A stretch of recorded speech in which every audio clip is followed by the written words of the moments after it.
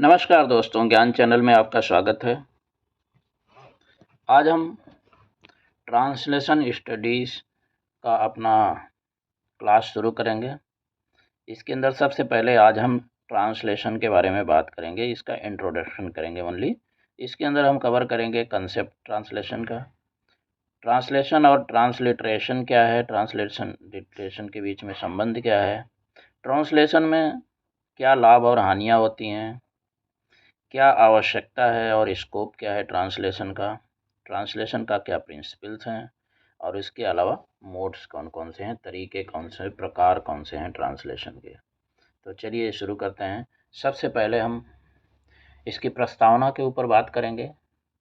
तो अगर हम समझें तो ट्रांसलेशन लिटरेचर में बहुत ही ज़्यादा ज़रूरी है, क्योंकि लैंग्वेजेज इतने सारे वर्ड के अंदर लैंग्वेजेज हैं। अगर हम समझना चाहें कि हम कौन सा लैंग्वेज, हमें खाली कोई 1 2 4 5 6 लैंग्वेज ही हम सीख सकते हैं पूरी अपने लाइफ के अंदर, सभी लैंग्वेजेज को हम नहीं सीख सकते हैं। लेकिन ट्रांसलेशन एक ऐसा माध्यम है जिससे कि एक कोई कॉमन लैंग्वेज के ऊपर आया जाए। और वर्ड की आप लोग अगर सभी जानते होंगे कि सबसे ज़्यादा जो लैंग्वेज इस्तेमाल की जाती है ज़्यादा से ज़्यादा कंट्रीज़ में, और सेकेंडरी लैंग्वेज जो है कंट्रीज़ में जो इस्तेमाल की जाती है वो कौन सी लैंग्वेज है, इंग्लिश।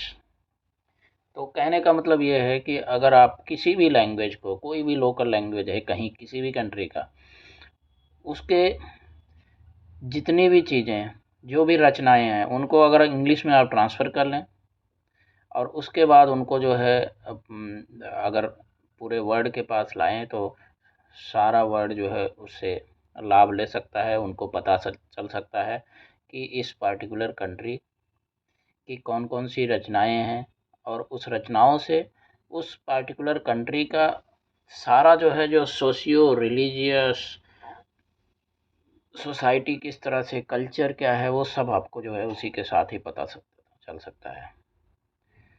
और इसी के साथ ट्रेडिशन, कल्चर और इंटेलेक्चुअल जो है, कैसे लोग किस सोसाइटी में, किस कंट्री में कैसे रहते थे, वो तो पता चलता ही है। साथ में ये लोगों को एक दूसरे के साथ जोड़ने का भी काम कर सकता है। आपको पता है कि होमर थे, होरेस थे, ये लोग बहुत बड़े बड़े जो है, इतने बड़े बड़े रचनाकार थे, लेकिन इनका जो है, इनकी जो रचनाएं थी, कि अगर ट्रांसलेशन नहीं होता तो फिर एक ही जगह पे सीमित रह जाता और बाकी लोगों को इनके बारे में पता नहीं चलता। इसी तरह से हमारे जो वेद हैं, पुराण हैं, कालिदास की जो शकुंतला है, इसके अलावा बहुत सारे रिलीजियस स्क्रिप्चर्स, हमारे गीता है और रामचरितमानस है, रामायण है, ये जितनी भी चीज़ें हैं, ये पूरे वेस्टर्न कंट्रीज़ में पॉपुलराइज इसीलिए हो पाई क्योंकि इनका सबका ट्रांसलेशन इंग्लिश में किया गया। तो इससे आप समझ सकते हैं कि ट्रांसलेशन के बिना इवन इंडियंस भी बाइबल के बारे में न जान पाते। बाइबल का ट्रांसलेशन किया गया सबसे पहले, एक्चुअली देखा जाए तो बाइबल का ही ट्रांसलेशन हुआ है सबसे ज़्यादा वाइड स्कोप, बहुत बड़े अगर विस्तार में अगर बात करें तो इसकी वजह से बाइबल हर जगह पूरे वर्ल्ड में पहुंचा है, और इतना ज़्यादा लोग जो है क्रिश्चियनिटी के ऊपर लोगों का झुकाव आया है। अगर इसका ट्रांसलेशन नहीं हुआ होता, लोगों को उनकी लैंग्वेज में नहीं समझाया गया होता कि क्या बाइबल है, बाइबल क्या हमें बताता है, तो इतने सारे लोग जो है क्रिश्चियनिटी की तरफ पूरे वर्ल्ड में नहीं आते। अब हम समझते हैं ट्रांसलेशन है क्या। ट्रांसलेशन जो है, अगर हम भाषा के ज्ञान के अनुसार अगर बात करें तो ट्रांसलेशन क्या है, एक कैरिंग ए क्रॉस प्रोसेस है, मतलब एक चीज़ को दूसरी जगह कैरी करने के लिए। ट्रांसलेशन एक लैटिन वर्ड ट्रांसलेटियो से डिराइव किया गया है, उससे बनाया गया है, और इससे जो है डिराइव किया गया था पहले ट्रांसफेरे। ट्रांसफेरे का मतलब होता है कि ट्रांस मतलब जो है अक्रॉस, एक से दूसरे को पार करना, और फेरे का मतलब कैरी करना। तो एक लैंग्वेज को, या एक लैंग्वेज की जो भावनाएं हैं, उसका जो ज्ञान है, उसको कैरी करना अक्रॉस दूसरे लैंग्वेज में। तो दो लैंग्वेजेज के बीच में जो एक खाई है, उस खाई के अक्रॉस जो है ट्रांसलेशन एक लैंग्वेज से दूसरी लैंग्वेज के अंदर ले जाता है। ऑक्सफोर्ड डिक्शनरी में भी ट्रांसलेशन का मतलब है एक्ट और एन इंस्टेंस ऑफ ट्रांसलेटिंग, या फिर ए रिटन और spoken expression of the meaning of a word, speech, book etcetera in another language. कहने का मतलब कोई भी एक स्पोकन या रिटन एक्सप्रेशन या एक लैंग्वेज है, उसको जो है दूसरे लैंग्वेज के अंदर ट्रांसफ़र करना। तो अगर हम क्रिटिक्स की बात करें तो बहुत सारे क्रिटिक्स ने ट्रांसलेशन को अलग अलग तरीके से डिफ़ाइन किया है। ट्रांसलेशन को कंटिन्यूअस सबकॉन्शियस एसोसिएशन जो है ओरिजिनल के साथ, ये भी बहुत सारे लोग बोलते हैं। अभी हम अगर बात करें कि कौन कौन से क्रिटिक्स किसने क्या क्या ट्रांसलेशन को कहा है, तो हम अगर ब्रेसलिन की बात करें तो ब्रेसलिन कहते हैं कि translation the general term referring to the transfer of thought and ideas from one language, जिसको कि हम सोर्स लैंग्वेज कहते हैं, को अनदर लैंग्वेज, जिसको टारगेट लैंग्वेज कहा जाता है। तो ये लैंग्वेजेज जो है रिटन फॉर्म में भी हो सकती हैं या ओरल फॉर्म में भी हो सकते हैं। इसी तरह से हम अगर पिंचुक की बात करें तो ये बोलते हैं ट्रांसलेशन को a process of finding a target language equivalent for an source language utterance, कि मतलब एक टारगेट लैंग्वेज दूसरा जो लैंग्वेज जिसके अंदर ट्रांसफ़र किया जा रहा है, वो सोर्स लैंग्वेज से जो है ट्रांसलेशन के अंदर जो है ट्रांसफ़र करने की क्रिया। विल्स कहते हैं translation is a transfer process which aims at the transformation of a written source language text into an optimally equivalent target language text, and which requires the syntactic and semantic and pragmatic understanding and analytical processing of the source language।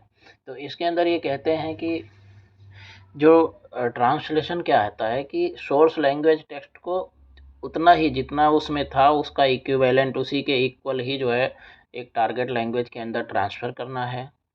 इसके अंदर उसके जितने भी syntactic, semantic, pragmatic, जितने understanding और जितने भी rule हैं, इनको भी पूरा का पूरा जो है उसके अंदर जो है ट्रांसफ़र होना चाहिए उसी तरीके से।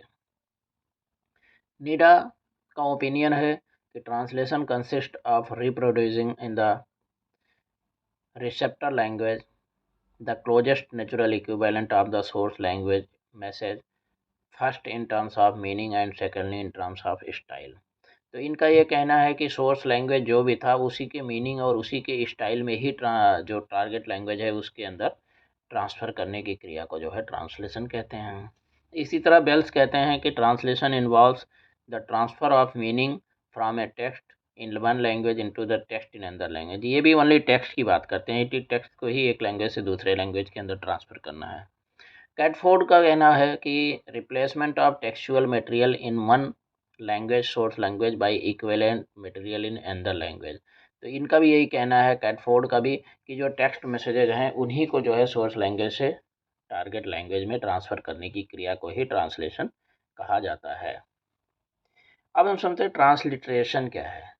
ट्रांसलेशन तो हमने समझ लिया कि सेम जो है लैंग्वेज का सेम आइडिया, सेम जो जिसका जो मीनिंग दूसरे लैंग्वेज में होता है उसी को जो है ट्रांसफ़र कर दिया गया, तो उसका जो है ट्रांसलेशन हो गया। बट ट्रांसलिटरेशन, ट्रांसलिटरेशन का मतलब ये होता है कि जो भी कोई रिटन कोई भी एक जो है लैंग्वेज में लिखा गया है, उसको टारगेट लैंग्वेज में खाली उसको उच्चारण किस तरह से करना है, उसको प्रोनंसिएशन कैसे करना है, खाली उसको किस तरह से बोलना है, उसके बारे में खाली जो है अगर कन्वर्ट हम करते हैं तो उसको ट्रांसलिटरेशन कहते हैं।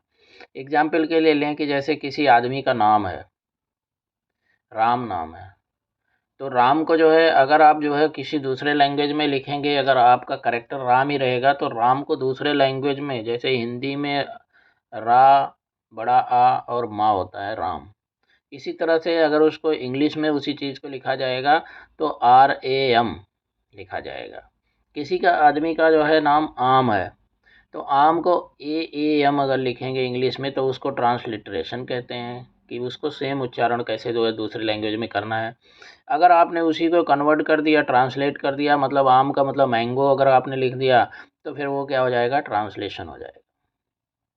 तो इस तरह से ट्रांसलेशन और ट्रांसलिटरेशन में बहुत ही सिंपल जो है आ, जो फ़र्क है वो आपको इससे पता चल गया होगा। इसी तरह से अगर हम बात करें कि किस तरह से कैसे लिखा जाता है, आप देखिए आपको एग्जाम्पल इसमें दिया गया है। तो सबसे पहले तो हम समझ लेते हैं कि कैटफोर्ड ने सजेस्ट किया है कि ट्रांसलिट्रेशन में जो है 3 स्टेज होते हैं। सबसे पहला है source language letters are replaced by source language phonological units from written to spoken medium. तो पहली बात तो जो है स्पोकन मीडियम में जो है उसको किस तरह से फोनोलॉजी किस तरह से इस्तेमाल किया जाएगा, कैसे ध्वनि निकाली जाएगी, पहले उसके अंदर उसको रिप्लेस करना है सोर्स लैंग्वेज का जो भी चीज़ है उसको। उसके बाद फिर source language phonological units translated into target language phonological units. फिर उसके बाद जो ध्वनि जिस तरह से बोला जाता है वो सोर्स लैंग्वेज को टारगेट लैंग्वेज के जो है उसी सेम फोनेटिक्स में इस्तेमाल किया जाएगा।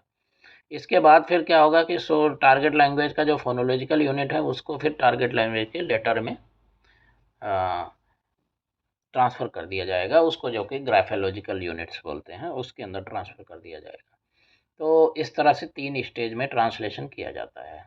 ऑक्सफोर्ड डिक्शनरी बोलती है कि द एक्शन और process of transliterating is the rendering of the letters और characters of one alphabet in those of another. जो एक किसी भी लैंग्वेज के अल्फ़ाबेट हैं उनको दूसरे लैंग्वेज के अल्फ़ाबेट में सेम टू सेम जो है उसको ट्रांसलिटरेट कर दें, तो उसको जो है बोलते हैं कि ट्रांसलिट्रेशन। अब एग्जाम्पल अगर देखेंगे आपके स्क्रीन के ऊपर है, जैसे कि वर्ड कंप्यूटर है, अगर उसको हम ट्रांसलिट्रेशन करेंगे हिंदी में तो वो जो है कंप्यूटर जो लिखा जाता है खाली वो लिखा गया है। इसके अलावा अगर हम इसको ट्रांसलेट करें तो इसका मतलब कंप्यूटर को हम हिंदी में क्या कहते हैं, संगणक कहते हैं। इसी तरह से एटम है, एटम जो है इंग्लिश वर्ड है और हिंदी वर्ड उसका अणु या परमाणु हो जाता है। इसी तरह से फोटोकॉपी, फोटोकॉपी का जो है हिंदी जो है छाया प्रति या फिर नकल हो जाती है, लेकिन जो है अगर आप उसको ट्रांसलिटरेट करेंगे तो आप फोटोकॉपी ही लिखेंगे।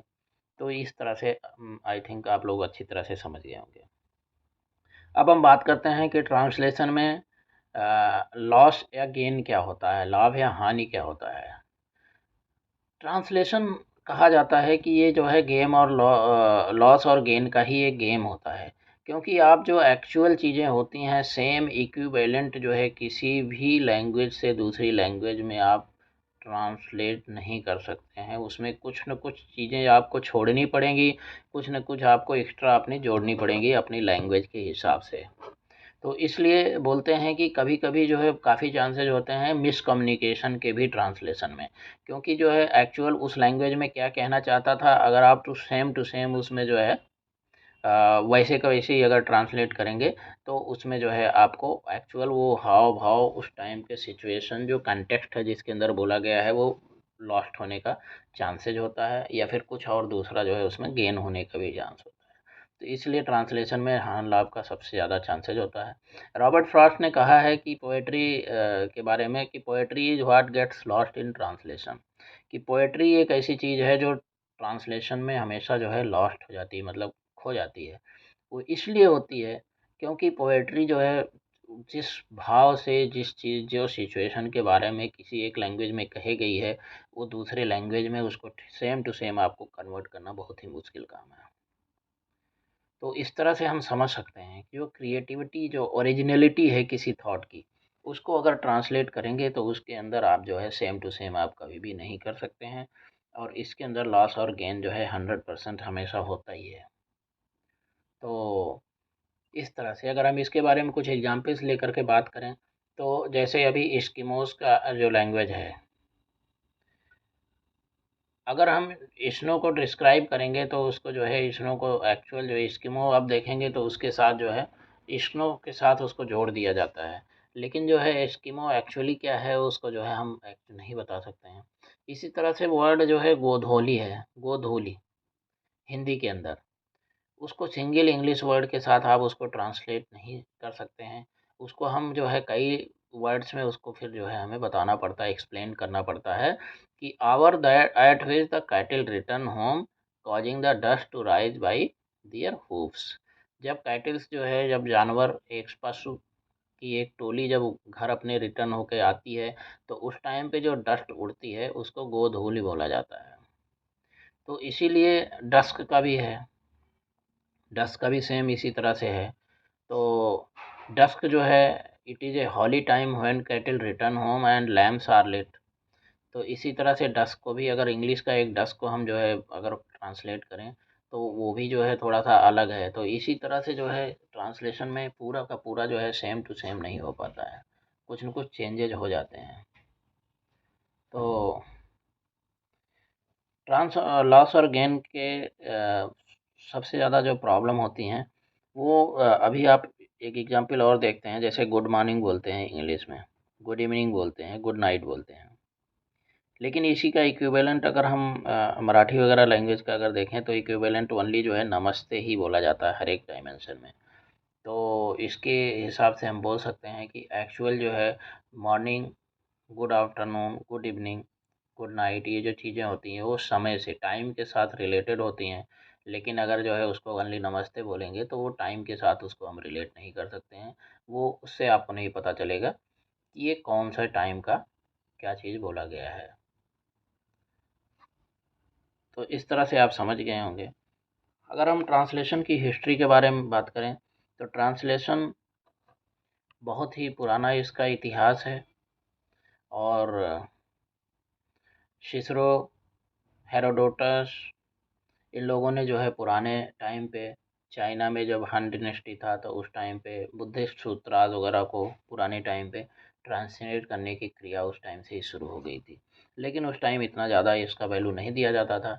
1958 में स्लैविश जो है का सेकंड जो कांग्रेस था मॉस्को में, उसमें एक डिबेट हुआ था लिटरेरी अप्रोचेस के बारे में कि किस तरह से जो है ट्रांसलेशन करके और किस तरह से कैसे कैसे जो है हर एक पूरे वर्ल्ड में किसी भी लैंग्वेज के बारे में जानकारी दी जाए। तो इसमें बहुत सारे जो है अमेरिकन यूनिवर्सिटीज़ वगैरह 1960s में, यूनिवर्सिटी ऑफ लोआ, प्रिंसटन, इन लोगों ने 1964 में यूजिन निडा ने जो है पब्लिश किया साइंस ऑफ ट्रांसलेशन, ये मैनुअल जो है एक पब्लिश किया, जिसमें जो है बाइबल ट्रांसलेशन के ऊपर जो है काफ़ी बात की गई।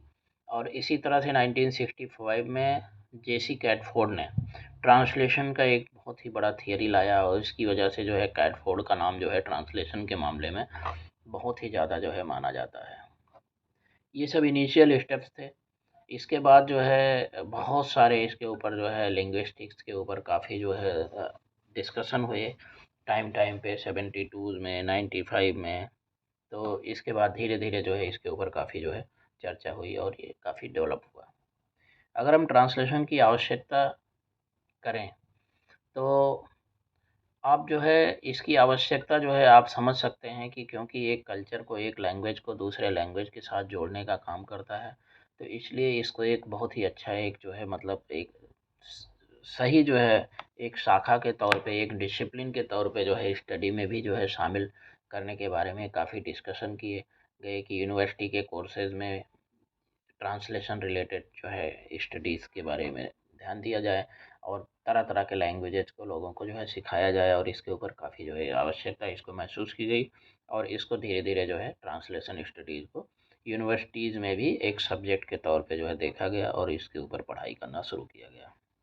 अगर हम ट्रांसलेशन स्टडीज़ के स्कोप के बारे में बात करें तो इसमें जो है क्या होता है, ये प्रैक्टिकल एक्सपीरियंस जो ट्रांसलेटर होता है उसके ऊपर डील करता है। ट्रांसलेशन ये एक्सप्लोर करता है थ्योरेटिकल मैथमेटिकल एक पर्सपेक्टिव जो है हिस्ट्री के क्या हैं और किस तरह से फिलॉसफी है क्या ट्रांसलेशन का। ये एग्जामिन करता है कंटेक्स्ट जो है ट्रांसलेटिंग टेक्स्ट के। तो इस तरह से जो है लिटरेरी ट्रांसलेशन, इंटरनेशनल मार्केटिंग में आप लोग जानते हैं कि किसी भी चीज़ का कहीं किसी भी वर्ल्ड की किसी भी कंट्री से कोई प्रोडक्ट बनता है तो दूसरे लैंग्वेज, दूसरी कंट्री को अगर उसके बारे में समझाना है तो उसके लिए आपको जो है ट्रांसलेट होना चाहिए। तो इंटरनेशनल मार्केटिंग में इसका बहुत ज़्यादा स्कोप हो गया है। इसी तरह से कल्चर, पावर, जेंडर, एथिक्स और हर फील्ड में ट्रांसलेशन का काफ़ी ज़्यादा इम्पोर्टेंस बढ़ता चला गया है। ट्रांसलेशन स्टडी जो है ये इंक्लूड करता है की टेक्स्ट का एनालाइज करना, उसके बाद स्टूडेंट्स को डेवलप करना एंड अवेयरनेस कि क्या क्या प्रॉब्लम्स हो सकती हैं ट्रांसलेशन में, उसको अंडरस्टैंड कैसे करना, उसको इंटरप्रेट करना है एक वर्ड को दूसरे, एक लैंग्वेज के वर्ड को दूसरे लैंग्वेज के वर्ड में, analytical, practical, evaluative, aesthetic, expository skills जो है उनके अंदर पैदा करना है ताकि जो है वो ट्रांसलेशन की क्या प्रॉब्लम्स होते हैं उनको सबको जो है समझें, इसी तरह से धीरे धीरे अपने अंदर स्किल पैदा करें कि ताकि जो है वो एक अच्छे ट्रांसलेटर बन पाएँ। अब हम बात करेंगे ट्रांसलेशन की कुछ प्रिंसिपल्स होते हैं। सबसे पहले तो एक्यूरेसी। एक्यूरेसी का मतलब होता है कि किसी चीज़ का मीनिंग क्या है। ट्रांसलेशन जो है एक्यूरेटली जो ओरिजिनल टेक्स्ट की मीनिंग है उसको रिफ्लेक्ट करना चाहिए। कहने का मतलब उस वही मीनिंग जो है उसके अंदर ट्रांसलेशन के अंदर आनी चाहिए। ये नहीं होना चाहिए कि आप जो है ट्रांसलेट किसी चीज़ को कर रहे हैं, अपने दिमाग से अपनी उसमें थॉट प्रोसेस के हिसाब से उसको ट्रांसलेट कर दें, जो उसका एक्यूरेसी है, जो वो कहना चाहता है वो बिल्कुल ख़त्म हो जाए, तो ऐसा नहीं होना चाहिए। इसके अलावा इसके अंदर नेचुरलनेस होना चाहिए। कहने का मतलब जो फॉर्म ट्रांसलेशन सोर्स लैंग्वेज का जो फॉर्म है उसको जो है वो नेचुरलनेस जो है आप टारगेट लैंग्वेज में दिखाई पड़ना चाहिए, उससे बाहर नहीं जाना चाहिए। तो ये बहुत ज़रूरी है। इसके अलावा रजिस्टर किस किस लेवल में कब कहाँ क्या किया गया है उसको जो है पूरा जो है जो भी एक्सप्रेशन हैं उनको जो है सही तरीके से डिस्टिंग्विश करना चाहिए और उसको जो है एकदम जिस टोन में जिस तरह से जो है सोर्स लैंग्वेज में उसको लिखा गया है या उसकी अभिव्यक्ति की गई है वही सेम टू सेम आपके टारगेट लैंग्वेज में भी आना चाहिए। इसके अलावा source language influence. Source language का इन्फ्लुएंस पक्का जो है आपके ट्रांसलेशन में दिखना चाहिए। तो ये जो है एक अच्छा तरीका है सोर्स लैंग्वेज का इन्फ्लुएंस जो है कैसे ट्रांसलेशन जब करेंगे तब उसके अंदर किस तरह से जो है उस नेचुरल पैटर्न्स उसके जो थॉट प्रोसेस हैं वो सारे के सारे उसके अंदर जो है आना चाहिए। इसके अलावा स्टाइल और क्लैरिटी। ये जो जो भी स्टाइल है लिटरेचर जो लिखा गया है उसकी जो स्टाइल है सोर्स लैंग्वेज में तो वो जो है स्टाइल लॉस नहीं होने चाहिए ट्रांसलेशन में। ओरिजिनल स्टाइल वही वैसे का वैसे और जो भी चीज़ जिस तरह से उसका जो क्लैरिटी जो दे रहा है जो थॉट प्रोसेस की क्लैरिटी सोर्स लैंग्वेज में है वही सेम क्लैरिटी जो है टारगेट लैंग्वेज के अंदर भी आना चाहिए। ईडियम्स और फ्रेजेस जो होते हैं उनको थोड़ा सा बोला जाता है कि ट्रांसलेशन में बहुत ही जो है डिफ़िकल्ट होता है करना। तो इसलिए इसके लिए सबसे अच्छा तरीका ये है कि पहली बात तो ओरिजिनल वर्ड को आप जो है रिटेन कर लो। अगर आप उसको कन्वर्ट नहीं कर पाते हैं सेम जो है टारगेट लैंग्वेज में अगर सेम तरीके से सही वर्ड नहीं मिल रहा है तो उसको इन्वर्टेड कामा के अंदर ओरिजिनल वर्ड को रख लो। इसके अलावा जो ओरिजिनल एक्सप्रेशन है लिटरल एक्सप्रेशन है उसको भी ब्रैकेट के अंदर आप जो है उसको रख लो अगर आप नहीं कर पा रहे हो सेम टू सेम तो। उसके अलावा क्लोज इक्विवेलेंट अगर आपको मिल रहा है तो वो कर लो और या फिर जो है नॉन इडियोमेटिक या जो है प्लेन प्रोज का ट्रांसलेशन करो आप जो है आप उसको अगर सही तरीके से नहीं कर रहे हैं। गोल्डन रूल क्या है कि if the idiom does not work in the source language do not force it into translation. तो अगर ईडीएम जो है सही तरीके से सोर्स लैंग्वेज के ऊपर काम आपका नहीं कर रहा है कि आप उसको कैसे कन्वर्ट करते हैं तो उसको फोर्स मत करिए उसको सेम टू सेम वैसे का वैसे इन्वर्टेड कामाज में रख दीजिए। अब हम बात करेंगे क्या क्या मोड्स हैं ट्रांसलेशन के। तो सबसे पहला मोड क्या है हम बोलते हैं word to word translation. Word to word translation का मतलब ये होता है कि सोर्स लैंग्वेज वर्ड आर्डर जो है उसको सेम टू सेम जो है टारगेट लैंग्वेज में सेम टू सेम जो है उसका जो कॉमन मीनिंग निकलता है उस तरह से ट्रांसलेट करके डाल देना। इस तरह से एक नेक्स्ट है जो है लिटरल ट्रांसलेशन। लिटरल ट्रांसलेशन जो है इसमें क्या है सोर्स लेवल के जो ग्रामेटिकल ट्रांसलेशन है उनको जो है नियरेस्ट टारगेट लैंग्वेज इक्विवेलेंट है उसके अंदर ट्रांसलेट कर देना। लेकिन जो लेक्सिकल्स होते हैं उनको भी out of context he translate किया जाता है क्योंकि वो सेम टू सेम जो है वो नहीं हो पाता है। इसके अलावा नेक्स्ट है फेथफुल ट्रांसलेशन। फेथफुल ट्रांसलेशन जो है ये प्रिसाइज जो है कंटेक्चुअल मीनिंग जितने भी होते हैं सोर्स लैंग्वेज के जो है वर्ड्स के उसको टारगेट लैंग्वेज का जो है बिल्कुल ग्रामेटिकल स्ट्रक्चर को देखते हुए ट्रांसलेट करना। कल्चरल वर्ड्स में जो है बहुत सारे लेक्सिकल्स डेविएशन भी हो सकते हैं सोर्स लैंग्वेज नाम्स के हिसाब से और इसमें जो है कम्प्लीटली फेथफुल जो है ट्रांसलेशन कर पाना बहुत ही डिफ़िकल्ट होता है। तो लेकिन जो है इसमें इनका मतलब यही है कि आप सेम टू सेम जो है उसको ट्रांसलेट कर देना उसमें कोई चेंजेज नहीं करना। इसी तरह सिमेंटिक ट्रांसलेशन।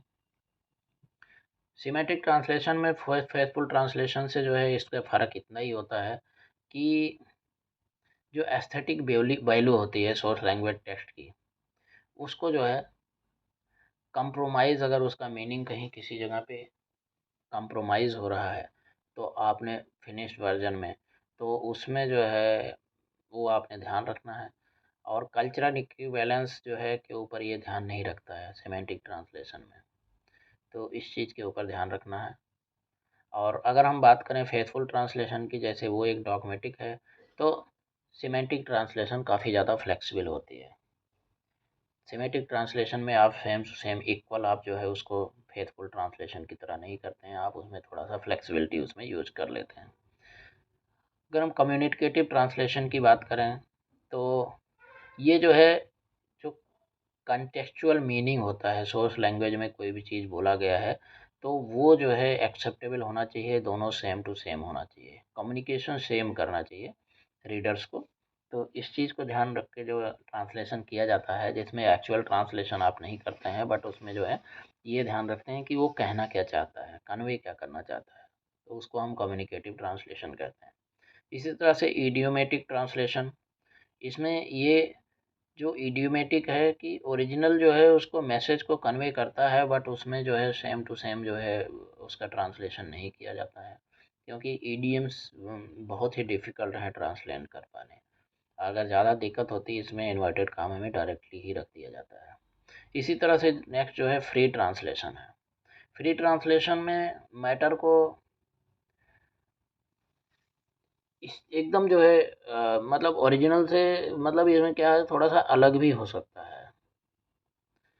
ओरिजिनल से जो है बहुत बड़े या छोटे जो है पैराफ्रेजेज इसमें हो सकते हैं, तो ये बिल्कुल एकदम जो है उसको अडॉप्ट नहीं करता है।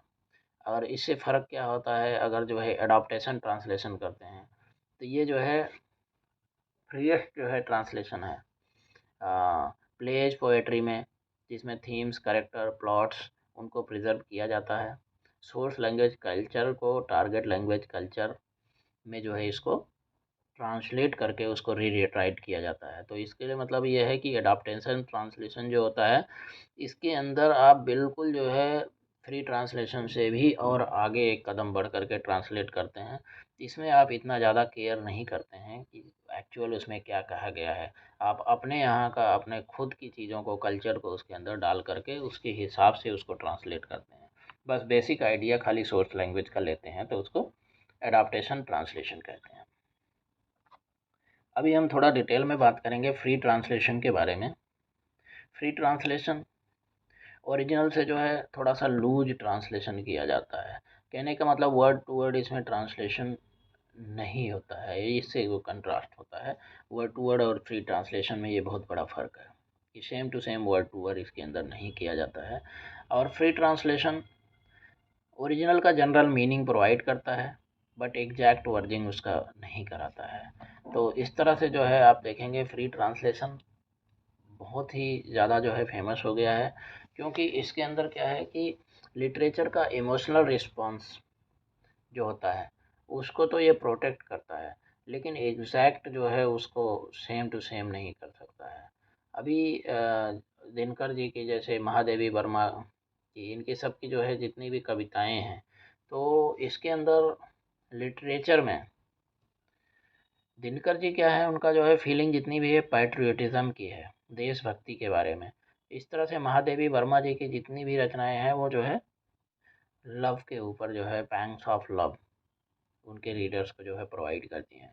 तो इनकी जो एक्चुअल जो फीलिंग्स हैं वो क्या दिखाना चाहते हैं, वो फ्री ट्रांसलेशन में वो ओरिजिनल टेक्स्ट की लेंथ में लिबर्टी लेता है, सेम टू सेम नहीं करेगा, उसमें जो है काफ़ी चीज़ें निकाल भी सकता है, काफ़ी भी चीज़ें जोड़ भी सकता है, बट उनके जो फीलिंग्स हैं, जो एक्सप्रेशन क्या करना चाहते हैं, उस चीज़ को ध्यान में रख करके वो ट्रांसलेट किया जाता है।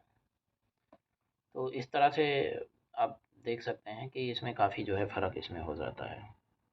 इसी तरह से अगर हम बात करें क्रिएटिव ट्रांसलेशन के बारे में, तो क्रिएटिव ट्रांसलेशन खाली एक ट्रांसलेशन नहीं होता है, बल्कि उसका एक ट्रांसक्रिएशन होता है। एक जो है कॉमन मिसअंडरस्टैंडिंग है कि ट्रांसलेशन जो है स्ट्रेट फॉरवर्ड प्रोसेस है, इसमें ज़्यादा इनपुट जो है ट्रांसलेटर को देने की ज़रूरत नहीं होती है, जो सोर्स लैंग्वेज है उसको उठा करके डाल देता है। बट क्रिएटिव ट्रांसलेशन में ऐसा नहीं है, इसमें जो ट्रांसलेटर होता है वो अपने स्किल के हिसाब से बहुत ही अच्छा जो है उसमें क्रिएटिविटी जो है डाल करके तब उसके बाद उसको ट्रांसलेट करता है। एक्चुअल जो है उसका जो ओरिजिनल टेक्स्ट वो कहना क्या चाहता है, वो भावनाएँ उसकी जो है सेम टू सेम प्रिज़र्व की जाती हैं, बट उसके अंदर बहुत सारी जो है उसमें क्रिएटिविटी डाल दिया जाता है। तो इससे लोगों के बीच में उस चीज़ को के बारे में काफ़ी अच्छा इंटरेस्ट पैदा कर सकते हैं। तो इसलिए क्रिएटिविटी का जो है बहुत ज़्यादा इम्पोर्टेंस है। ताओ ते चिंग जो है उनका एक कंपैरिजन प्रोजेक्ट हुआ था। उसमें 29 डिफरेंट ट्रांसलेशन जो है अलग-अलग तरह से उन्होंने किए थे। तो 29 टाइप के, तो आप समझ सकते हैं कि उन्होंने कितने ज़्यादा जो है क्रिएटिविटी उसमें जा डाला होगा। और इसमें बहुत सारी डिग्री होती हैं क्रिएटिविटी का। इस तरह से अपने लैंग्वेज में जो है उसको तरह-तरह से क्रिएटिविटी डाल कर के लोग ट्रांसलेट करते हैं। और आप धीरे-धीरे जितना ज़्यादा आप ट्रांसलेट करते हैं उतना आपके अंदर मास्टरी आती है। और लास्ट में जब कई तरह से क्रिएटिविटी करके और उसके बाद उसको उसमें जो बेस्ट देख कर के फिर उसको जो है जो अच्छी तरह से अंडरस्टैंड हो रहा है, उसके बाद उसको जो है एक सेलेक्ट कर लेते हैं और फिर उसके ऊपर ज़्यादा फ़ोकस कर देते हैं और उसको जो है चूज़ कर देते हैं आउट ऑफ द जितने टाइप के आपने जो है ट्रांसलेशन किए हुए हैं। तो इसलिए क्रिएटिव ट्रांसलेशन का आप देखेंगे तो बहुत ही ज़्यादा इस्तेमाल हो रहा है आजकल। बहुत सारे लैंग्वेज की मूवीज़ वगैरह होती हैं, हॉलीवुड मूवीज़ भी आप देखेंगे एग्जाम्पल के तौर पे लें तो हमारे यहाँ साउथ इंडियन, टॉलीवुड, बॉलीवुड सब में जो है उनको जो है क्रिएटिविटी अपना डाल करके बस मेन थीम उनसे लेकर के और उसके बाद उसको जो है अलग तरीके से बना देते हैं और पब्लिक के बीच में अलग तरीके से ले जाते हैं। तो इस तरह से क्रिएटिविटी का बहुत ही ज़्यादा जो है आप देखें तो बहुत सारी फ़ील्ड्स में काफ़ी ज़्यादा यूज़ है। और ट्रांसलेटर्स इसमें बहुत ही कॉम्प्लेक्स उनका टास्क हो जाता है। बहुत तरह-तरह के चीज़ों को जो है वर्ड्स को वो सेम मीनिंग लेने के लिए इस्तेमाल करते हैं। बट आप क्रिएटिविटी में जो है आप अगर सोचें कि सेम टू सेम जो है आ जाएगा तो इट इज़ वेरी डिफ़िकल्ट। और उसमें जो है न्यू टेक्स्ट आ जाता है टारगेट लैंग्वेज में, सेम टू सेम कभी भी नहीं रहता है। तो इस तरह से क्रिएटिविटी के ऊपर काफ़ी ज़्यादा जो है फ़ोकस किया गया है। और अब हम बात करते हैं word to word translation. Word to word translation में इसमें ज़्यादा इमेजिनेशन नहीं होता। क्रिएटिव ट्रांसलेशन में जैसे हमने बात की इसमें अपना अलग ही इमेजिनेशन, अलग ही थीम डाल करके उसको बना दिया गया।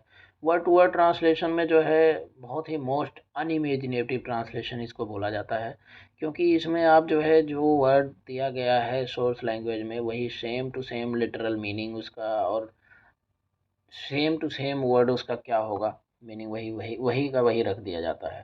तो इसलिए जो है आप वर्ड टू वर्ड ट्रांसलेशन में देखेंगे तो बहुत ज़्यादा दिक्कत भी आ जाती है, क्योंकि एक्चुअल किसी भी लैंग्वेज में क्या कहना चाहता है आदमी उसको सेम टू सेम आप जो है अगर वर्ड टू वर्ड ट्रांसलेशन करेंगे तो सेम मीनिंग और उसका सेम जो अभिव्यक्ति जो कहना चाहता है वो आप नहीं निकाल पाएंगे।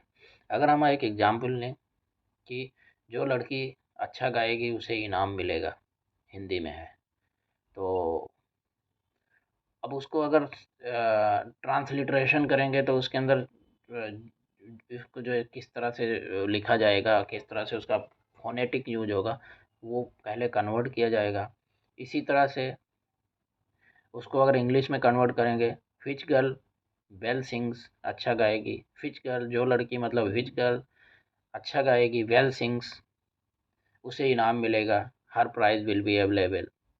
तो इस तरह से जो है उसको अगर हम कन्वर्ट करें तो फिर वो मतलब कहने का मतलब है कि वो अ, सही तरीके से वो मीनिंगफुल ट्रांसलेशन नहीं होगा। इसका एक्चुअल जो ट्रांसलेशन होना चाहिए वो the girl who sings well will get the prize. तो इस तरह से आप देखेंगे तो ये वर्ड टू वर्ड ट्रांसलेशन से बिल्कुल अलग है। लेकिन वर्ड टू वर्ड ट्रांसलेशन में चीज़ें अच्छी तरह से क्लियर नहीं हो पा रही हैं।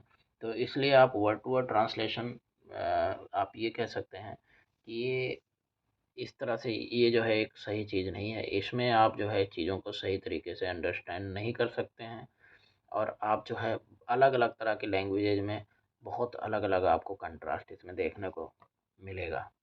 तो इसलिए हम कह सकते हैं कि सेम टू सेम जो है अगर आपको ट्रांसलेट करना है तो उसको जो है उसकी हर चीज़ मीनिंग और सब समझना चाहिए, और जो ग्रामेटिकल रूल हैं टारगेट लैंग्वेज के उसके अंदर जा कर के उसको ट्रांसलेट करना चाहिए। अगर हम गुड और बैड ट्रांसलेशन की बात करें तो अगर हम किसी भी पैराग्राफ को, किसी सेंटेंस को अगर ट्रांसलेट करते हैं उसमें same to same word to word अगर आप करेंगे तो उसको आप जो है ना तो गुड बोल सकते हैं ना बैड बोल सकते हैं। एक्चुअली जब उसका जो एक्सेप्टेबल मीनिंग जो होना चाहिए अगर सोर्स लैंग्वेज का अगर वही टारगेट लैंग्वेज में नहीं आया तब फिर जो है समझ लीजिए कि कोई उसका फ़ायदा नहीं है। अब हम बात करेंगे स्ट्रक्चरल ट्रांसलेशन की। स्ट्रक्चरल ट्रांसलेशन का मतलब ये होता है कि जो स्ट्रक्चर है, ग्रामेटिकल स्ट्रक्चर जो है किसी वर्ड का वो किस तरह से बनाया जाता है ग्रामर पॉइंट ऑफ व्यू से, तो उसको जो है किस तरह से आपने ट्रांसलेट करना है कि ताकि, क्योंकि किसी भी लैंग्वेज में एक यूनिक स्ट्रक्चर होता है। अब उसको जो है सिंप्लिसिटी के हिसाब से और टारगेट लैंग्वेज के अंदर उसको किस तरह से डालेंगे कि ताकि ज़्यादा कॉम्प्लेक्सिटी ना हो, तो उस सब चीज़ों को देख करके जो है उसको ट्रांसलेट किया जाता है। तो इसके अंदर भी काफ़ी जो है प्रॉब्लम आती है और इसमें बहुत सारी चीज़ों पे ध्यान रखना पड़ता है, क्योंकि मीनिंग वर्ड का जो है हर एक जगह पे अलग-अलग जो है होता है। अभी हम एग्जांपल के तौर पे अगर देखें तो इसके अंदर देखो आपको स्क्रीन पे दिया गया है, 4 एग्जांपल दिए गए हैं। फर्स्ट है he picked up a stone, उसने एक पत्थर को उठाया। अब जो है ए स्टोन यहाँ पे जो है नाउन हो गया। दे विल स्टोन हिम, यहाँ पे क्या हो गया, वो नाउन की जगह पे सीधा वर्ब हो गया। इसी तरह से she saw a cloud, A quarrel will cloud the issue. अब इसमें क्लाउड जो है और वहाँ पे क्लाउड द इशू में इसका बिल्कुल मीनिंग ही दोनों का चेंज हो गया। She is a beautiful face, he will face the audience. अब देखो ब्यूटीफुल फेस जो है वो फेस का मतलब जो है चेहरा हो गया, और ही विल फेस द ऑडियंस, तो फेस द ऑडियंस यहाँ पे जो है उसको सामना करना पड़ेगा, तो इसका मीनिंग बिल्कुल चेंज हो गया। ही फेल इनटू द वाटर, तो प्लीज़ वाटर द गार्डन, पौधों को पानी दे दो, और वो पानी के अंदर गिर गया। तो इस तरह से जो है इनका ग्रामेटिकल अगर हम देखें तो बहुत ज़्यादा चेंज हो जाता है। स्ट्रक्चरल ट्रांसलेशन में जो है स्ट्रक्चर को बहुत ध्यान देना पड़ता है, क्योंकि हर एक वर्ड का अपने ग्रामेटिक जो है लोकेशन जहाँ पे उसको किस तरह से उसको क्या बोला जा रहा है उसके हिसाब से मीनिंग चेंज हो जाता है। तो इसको जो है बहुत ही ध्यान देना पड़ता है, और इसमें ट्रांसलेटर्स के लिए बहुत ही डिफ़िकल्ट होता है कि उसका एक्चुअल मीनिंग कैसे क्या निकाला जाए। तो ट्रांसलेशन इतना सिंपल नहीं है, इसमें इन सब सारी चीज़ों को आपको ध्यान में रख करके तभी करना पड़ता है। तो अभी हम आगे के क्लासेज में इसके बाद बाकी की चीज़ों को कवर करेंगे। अभी आज का क्लास हम यहीं पे समाप्त करते हैं। आशा है कि आप लोगों को काफ़ी अच्छा नॉलेज प्राप्त हुआ होगा। थैंक